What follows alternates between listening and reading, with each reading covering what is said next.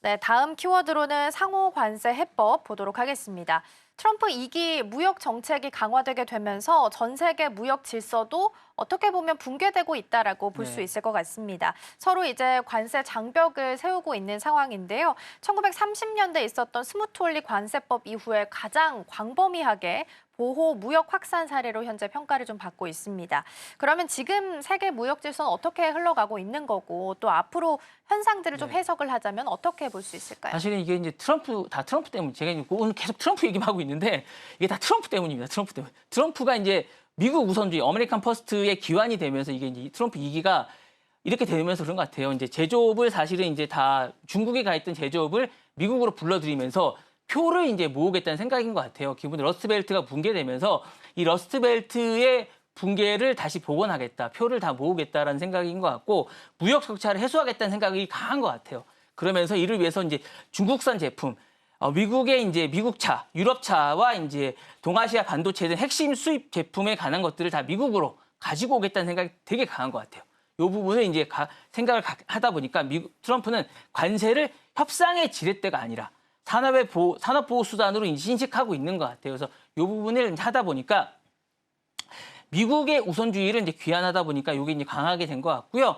공급망을 재편하는 것 같아요. 전략적 자원과 내재화 트렌드가 진짜 강하다 보니까 모든 것들이 다 자국을 보호하는 정책으로 하는 것 같습니다. 그러니까 공급망의 글로벌화가 이제 이것들이 글로벌화가 아니라 지역화, 국경화로 회귀가 되고 있는 것 같습니다. 그러다 보니까 다 모든 나라들이 본능적으로 보호주의가 되는 것 같습니다. 이렇게 되는 것 같고요.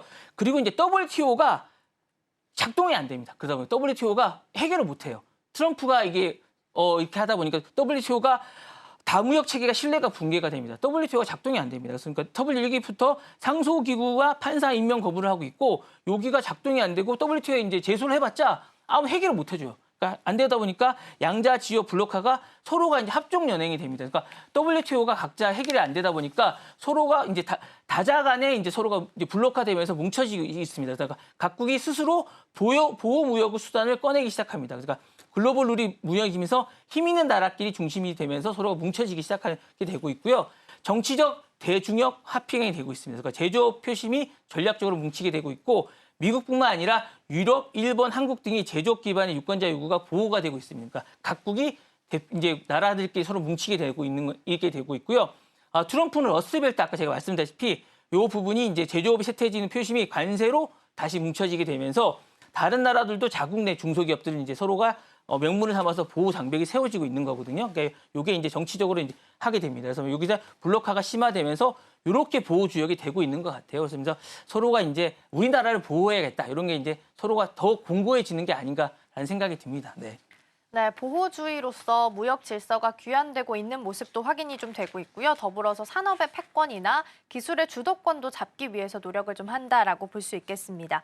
어제 아마 기사 확인하셨겠지만 현대차는 미국에서 이제 31조를 4년간 투자하는 방식으로 트럼프 대통령에게 어떻게 보면 잘 보이기 위한 네네. 정책을 좀 펼치게 됐습니다. 그렇다면 이 외에도 삼성전자랑 SK 하이닉스는 어떤 전략을 좀 취하면 좋을지 그리고 4월 2일부터 지금 상호 관세가 예고가 되어 있는 상황입니다. 그렇다면 국내 산업의 해법은 어떻게 좀 찾아보면 좋을까요? 일단은 제가 볼 때 공급망 주권이나 동맹을 내재화하면서 기술을 내재화하는 게 가장 좋을 것 같아요. 기본적으로 이제 없어요. 제가 볼 때는 일단 그쪽에 내재화하지 않으면 제가 볼 때는 살 길이 없는 것 같아요. 제가 볼 때는 일단 우리나라에서 뭔가 도움을 주지 않는 지금 상황에서 현대차는 방법을 찾은 것 같아요.